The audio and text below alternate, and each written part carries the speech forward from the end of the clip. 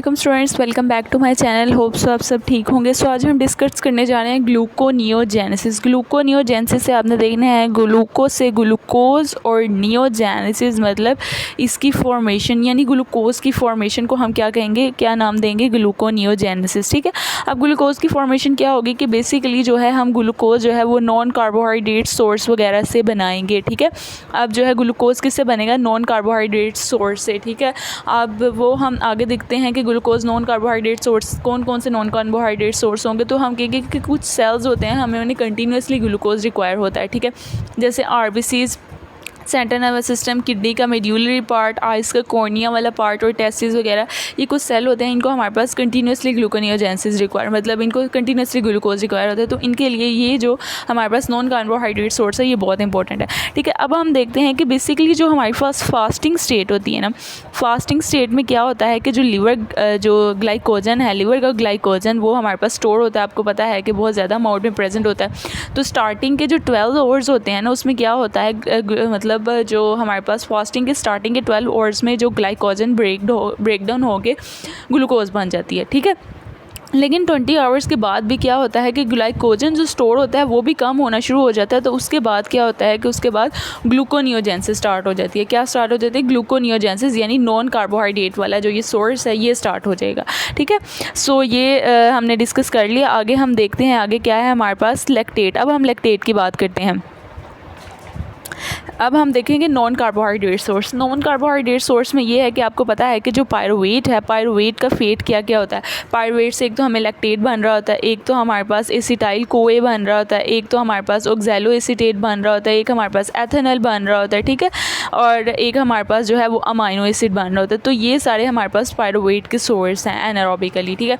अब जो anaerobically pyruvate, anaerobically, ये तो एनारोबिकली नहीं है, लेकिन एनारोबिकली जो पायरुवेट है वो कन्वर्ट होगा लैक्टेट में। किसकी प्रेजेंस में, लैक्टेट डीहाइड्रोजिनेज की प्रेजेंस में। ठीक है।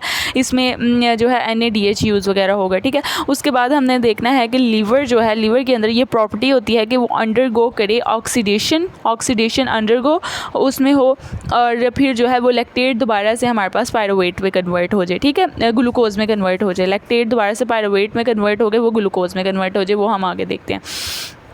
अब आगे हम नेक्स्ट देखते हैं। आगे हमारे पास क्या है, ट्राइसाइक्लिस्टोर, यानी फैट जो है ये भी एक हमारे पास क्या है, नॉन कार्बोहाइड्रेट सोर्स। फैट में क्या होगा कि हमारे पास जो बॉडी में ट्राइसाइक्लिस्टोर होगा या कोई भी फैट स्टोर होगा, न्यूट्रल फैट है ये हाइड्रोलाइज होगा ये क्या किस में कन्वर्ट हो जाएगा, ग्लिसरॉल में कन्वर्ट होगा। ग्लिसरॉल में कन्वर्ट होने के बाद आपको पता है कि ये हमारे पास डाईहाइड्रोक्सी एसीटोन बनेगा, और डाईहाइड्रोक्सी एसीटोन से ये बैकवर्ड मूव करके ग्लूकोज बनेगा। ठीक है। अब ये हम सारा प्रोसेस देखते हैं ये कि ये ग्लूकोज में किस तरह कन्वर्ट होगा। अब जो है इसके अलावा जो है हमारे पास क्या है, इसके अलावा हमारे पास जो तीसरा सोर्स है वो है हमारे पास अमाइनो एसिड का। ठीक है। अमाइनो एसिड का जो थर्ड सोर्स है वो क्या है कि हमारे पास बेसिकली होता ये है कि अमाइनो एसिड जो हमारे पास ग्लाइसिन या ल्यूसीन, सारे अमाइनो एसिड एक्सेप्ट ल्यूसीन और लाइसिन को छोड़ के जितने भी अमाइनो एसिड हैं उन्होंने क्या करना है कि वो हमारे पास इंटरकन्वर्जन हो जाएगी। इंटरकन्वर्जन के बाद जो है ये हमारे पास किस में कन्वर्ट हो जाएंगे, अल्फ़ा कीटो ग्लूटारेट में कन्वर्ट होंगे। किसमें, अल्फ़ा कीटो ग्लूटारेट में कन्वर्ट होंगे, अल्फ़ा कीटो ग्लूटारेट या एसिड में कन्वर्ट होंगे। ठीक है। उसके बाद कन्वर्ट होने के बाद ये ऑक्सैलो एसीटेट में कन्वर्ट होंगे। ऑक्सैलो एसीटेट के बाद जो है फोस्फोइनोल पायरुवेट से ये किस में कन्वर्ट हो जाएंगे, ग्लूकोज में। इसके अलावा जो है हमारे पास कुछ अमाइनो एसिड हैं जो कि डायरेक्टली ऑक्सैलो एसीटेट बनाएंगे और वो ग्लूकोज बना देंगे। ठीक है।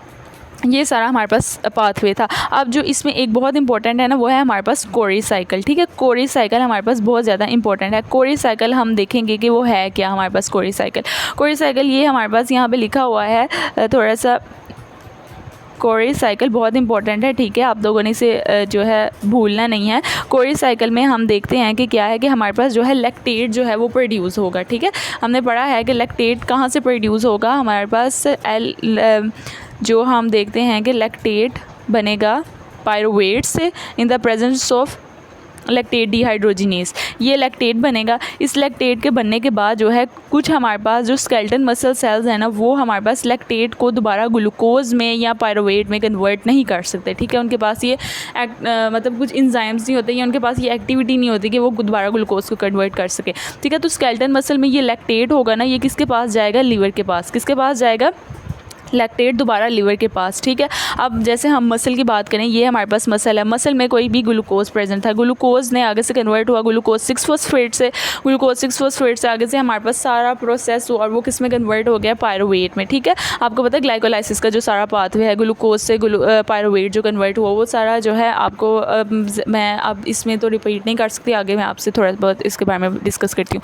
अब जो है ग्लूकोज 6-फॉस्फेट जो है पायरुवेट में कन्वर्ट हुआ, पायरुवेट में कन्वर्ट होने के बाद जो है एक तो ये कन्वर्ट हो जाएगा लैक्टेट में, पायरुवेट लैक्टेट डिहाइड्रोजिनेस की प्रेजेंस में, और दूसरा ये किस में कन्वर्ट हो जाएगा, एलानिन, किसकी प्रेजेंस में, ट्रांसअमाइनेशन, ठीक है।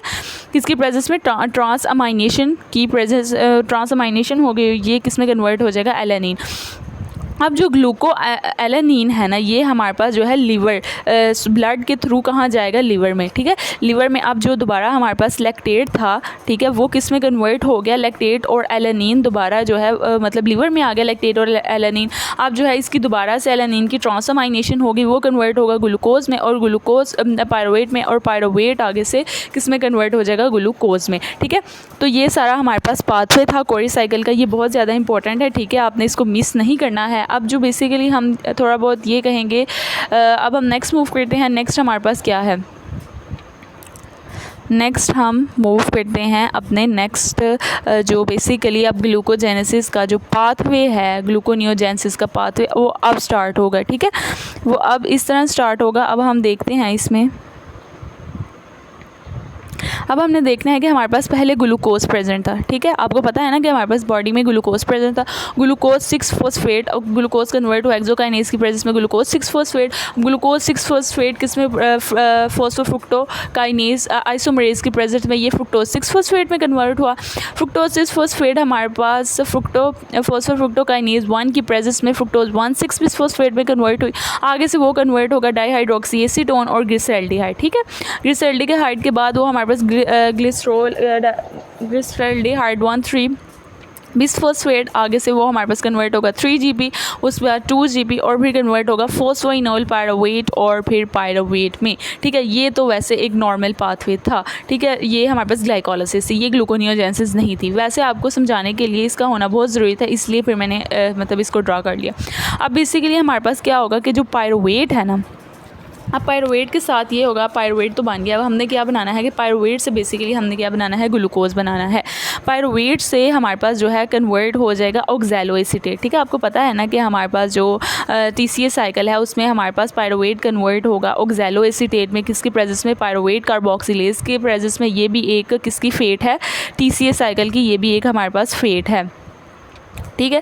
अब जो है ये किस में कन्वर्ट होगा, ऑक्सैलोएसीटेट में। ऑक्सैलोएसीटेट में कन्वर्ट होने के बाद जो है इसको ना बेसिकली जो इंजाइम, इसको इसके अलावा ना TPP बायोटिन जो हमारे पास इंजाइम है ना, वो भी हमारे पास रिक्वायर होता है, ठीक है, कोएंजाइम। अब जो है ऑक्सैलोएसीटेट का हमने ये कहना है कि ऑक्सैलोएसीटेट जो है ना, ये हमारे पास माइटोकॉन्ड्रिया में मूव नहीं कर सकता, ठीक है। इसको क्योंकि हमें पता है कि जितना भी हमारे पास ये माइटोकॉन्ड्रिया में प्रेजेंट होता है, सॉरी, और ये साइटोसोल में मूव नहीं कर सकता। अब ग्लाइकोलाइसिस का आपको पता है सारा पाथवे जो होता है वो ग्लूकोज मतलब जितना भी प्रेजेंट होता है वो हमारे पास साइटोसोल में प्रेजेंट होता है, तो साइटोसोल में जाके हमारे पास ये सारा पाथवे होना है। तो ऑक्सैलोएसीटेट को हमने कन्वर्ट करना है मैलेट में, ठीक है। अब मैलेट में कन्वर्ट करेंगे, ठीक है, मैलेट में हम इसको कन्वर्ट करेंगे ऑक्सैलोएसीटेट को मैलेट में, किसकी प्रेजेंस में, मैलेट डिहाइड्रोजिनेज, किसकी प्रेजेंस में, मैलेट डिहाइड्रोजिनेज, और इसमें हमारे पास NADH भी यूज़ होगा, ठीक है। ये सारा पाथवे है। आगे ये TCA साइकिल वाला सारा पाथवे, आप इसको एक दफ़ा रिवाइज़ करना हुआ कर लीजिए। क्रेब्स साइकिल का पाथवे है, इसको आगे सारा रिवाइज़ करना हुआ तो कर लीजिएगा, लेकिन हम ना इसको बाद में डिस्कस करते हैं क्रेब्स साइकिल वाले पाथवे को, ये आपका एक अलग एलो है। अब हम देखेंगे कि मेलेट जो है ना, अब ये मेलेट जो है अब हमारे पास साइटोप्लाज्म में एंटर हो गया, ठीक है। साइटोप्लाज्म में एंटर होने के बाद जो है मेलेट में से क्या होगा, NADH जो यहाँ पे एंटर हुआ था, ठीक है, NADH पता ना यहाँ पे एंटर हुआ था हमारे पास, ये NADH जो है अब यहाँ से क्या हो जाएगा, रिलीज़ हो जाएगा। NADH से रिलीज़ होने के बाद जो है ऑक्सैलो एसीटेट हमारे पास दोबारा बन जाएगा। अब ऑक्सैलो एसीटेट के साथ क्या होगा कि ऑक्सैलो एसीटेट जो बना है ना, इसने क्या करना है कि हमारे पास एक एंजाइम है phosphoenol pyruvate kinase carboxy kinase, ये एंजाइम, ये हमारे पास एक जो है एंजाइम है, ये यूज़ होगा और इसने ऑक्सैलो एसीटेट को कन्वर्ट करना है फोस्फोइनोल पायरोवेट में। फोस्फोइनोल पायरोवेट में कार्बन डाइऑक्साइड यूज़ होगा, ठीक है। और इसके अलावा हमारे पास एक इनऑर्गेनिक जो है सबस्ट्रेट है वो भी यूज़ होगा। इसके अलावा ना हमारे पास यहाँ पे GTP और ITP ये भी यूज़ होंगे, जो कि मतलब 2 ATP के इक्विवेलेंट है। ATP यूज़ नहीं होगा, GTP और ITP यूज़ होंगे, ठीक है, ये याद रखना है आपने। अब आपने देखना है कि हमारे पास फोस्फोइनोल पायरोवेट बन गया। अब हम ना बैकवर्ड जा रहे हैं इस सारे स्टेप में। अगर आपको पहले याद हो कि फोस्फोइनोल पायरोवेट से जो है हमने इधर देखेंगे सारा पाथवे, फोस्फोइनोल पायरोवेट से ना जो एंजाइम थे ना वही एंजाइम दोबारा यूज़ हो गए। ये 2PG बनेगा, 3PG बनेगा और G ग्लिसरॉल्डिहाइड 1,3 बिसफॉस्फेट बनेगा। ग्लिसरॉल्डिहाइड 1,3 बिसफॉस्फेट बनने के बाद ये ना ये हमारे पास बन जाएगा फ्रुक्टोज 1,6 बिसफॉस्फेट, उसी सारे एंजाइम्स के प्रेजेंस में। अब जो असल ये है ना, यहाँ पे हमारे पास 3 सबस्ट्रेट हैं जो बेसिकली ना ग्लाइकोलाइसिस को रिस्ट्रिक्ट करते हैं, इनके लिए कोई डिफरेंट पाथवे रिक्वायर होता है। सो बेसिकली यही आप कहेंगे कि यही रेट लिमिटिंग स्टेप्स हैं। अगर आपसे पूछें ग्लाइकोलाइसिस के रेट लिमिटिंग स्टेप तो आपने इन्हीं तीनों का नाम लेना है, ठीक है। अब जो हम नेक्स्ट मूव करते हैं कि फ्रुक्टोज 1,6 बिसफॉस्फेट बन गया है। अब फ्रुक्टोज 1,6 बिसफॉस्फेट जो है ना, ये हमारे पास जो कन्वर्ट होगा फ्रुक्टोज 6-फॉस्फेट में, किसकी प्रेजेंस में, फ्रुक्टोज 1,6 बिसफॉस्फेट की प्रेजेंस में। ये जो है हमारे पास स्मूथ मसल्स और कार्डिक मसल्स वगैरह में ना एब्सेंट होता है, ठीक है, यानी बेसिकली ये मसल्स वगैरह में एब्सेंट हो रहा होता है। अब फ्रुक्टोज 1,6 बिसफॉस्फेट, फ्रुक्टोज 1,6 बिसफॉस्फेट किस में कन्वर्ट होगा, फ्रुक्टोज 6-फॉस्फेट में, किसकी प्रेजेंस में, फ्रुक्टोज 1,6 बिसफॉस्फेटेज में। अब दोबारा एस्मोराइजेशन होगी, किस में बन जाएगा, जो है हमारे पास ग्लूकोज 6-फॉस्फेट। अब यहाँ पे एक एंजाइम होगा ट्रांसलुकेज, ट्रांसलुकेट ये ग्लूकोज 6-फॉस्फेट को किस में लेके जाएगा, हमारे पास एंडोप्लाज्मिक रेटिकुलम में। बेसिकली एंडोप्लाज्मिक रेटिकुलम में एक एंजाइम प्रेजेंट है ग्लूकोज 6-फॉस्फेटेज। इस फॉस्फेटेज ने क्या करना है कि हमारे पास ग्लूकोज 6-फॉस्फेट को किस में कन्वर्ट कर देना है, ग्लूकोज में, और इस ग्लूकोज को हमने दे देना है ब्लड को और फिर हमारे पास ग्लूकोज का लेवल दोबारा बढ़ जाएगा या एनर्जी बढ़ जाएगी। अब बेसिकली यहाँ पे है ना हमारे पास रेगुलेशन है, कुछ रेगुलेशन है हमारे पास, वो हम देखते हैं वो हमारे पास रेगुलेशन क्या है। अब हम सबसे पहले इसकी रेगुलेशन देखते हैं। अब रेगुलेशन हमारे पास 2 तरह की होगी। एक रेगुलेशन होगी हमारे पास एलोस्टेरिक रेगुलेशन, ठीक है, एक रेगुलेशन क्या होगी हमारे पास, एलोस्टेरिक रेगुलेशन। ये क्या रेगुलेशन होगी हमारे पास, एलोस्टेरिक। दूसरी हमारे पास कौन सी रेगुलेशन है, एक एलोस्टेरिक और एक दूसरी हमारे पास हार्मोनल रेगुलेशन, ठीक है। सबसे पहले हम एलोस्टेरिक रेगुलेशन की फॉर एग्जांपल बात करते हैं।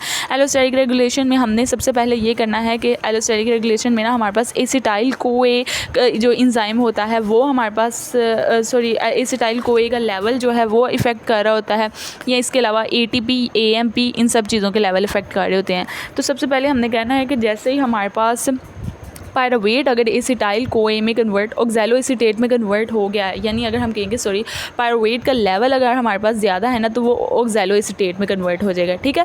लेकिन दूसरी साइड पे अगर हम कहेंगे कि हमारे पास एसिटाइल कोए का लेवल जो है वो कम है, ठीक है, एसिटाइल कोए का लेवल कम है, अगर एसिटाइल कोए का लेवल ज़्यादा है तो पायरोवेट ऑक्सैलो एसीटेट में कन्वर्ट होगा। अगर एसिटाइल कोए का लेवल कम है तो पायरोवेट किस में कन्वर्ट हो जाएगा, एसिटाइल कोए में। अब इस तरह अगर ATP NADH का लेवल बढ़ा हुआ है तो हमारे पास ग्लूकोनियोजेनेसिस स्टार्ट हो जाएगी, यानी ग्लूकोज का पाथवे स्टार्ट हो जाएगा, ठीक है, क्योंकि इसको ना एनर्जी वगैरह रिक्वायर होती है ये ग्लूकोनियोजेनेसिस वाले पाथवे को। अगर AMP का लेवल बढ़ा हुआ है तो हमारे पास ग्लूकोनियोजेनेसिस नहीं होगी, ग्लूकोनियोजेनेसिस के लिए हमें एनर्जी चाहिए, ठीक है। तो आपने ये चीज़ें याद रखनी है, ये थोड़ी ना मतलब मिक्स अप पॉइंट है, क्योंकि बाकी सारी चीज़ों में AMP का लेवल जो है ना वो हमारे पास रेगुलेट करता है, इसमें हमारे पास इनहिबिट कर रहा है। अब हार्मोनल रेगुलेशन जो है हार्मोनल रेगुलेशन देखते हैं। अब एलोस्टेरिक रेगुलेशन तो बस इतनी थी।